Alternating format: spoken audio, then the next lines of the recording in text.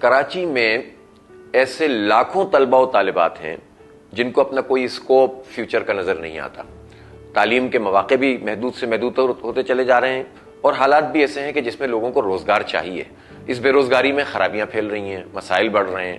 ہم یہ چاہتے ہیں کہ نوجوانوں کو ایک مقصد سے آشنا کریں, ان کو مفید بنائیں اپنے لیے, اپنے گھر والوں کے لیے, اور ان کے اندر صلاحیتیں پیدا کریں.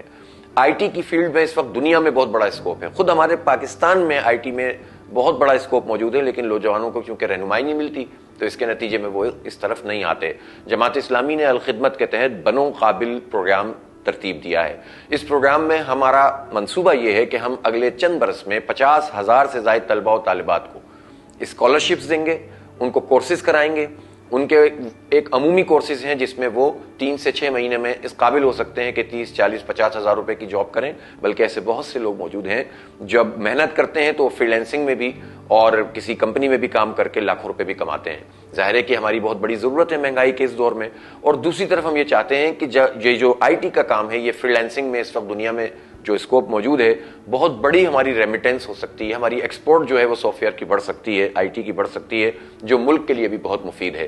تو یہ ایک ملٹی پرپز پروگرام ہے. میں آپ سے کہتا ہوں کہ آپ banoqabil.pk میں آئیے, رجسٹریشن کیجئے. لڑکے لڑکیاں بھی یہ کام کریں اور ساتھ میں والدین بھی اس طرف توجہ دیں کہ ان کو پازیٹو کام پہ لگائیں گے, اسکل ان کے اندر ڈیولپ کریں اور ملک و قوم اور گھر والوں کے لیے مفید بنائیں. آپ ہمارے ساتھ چلیں.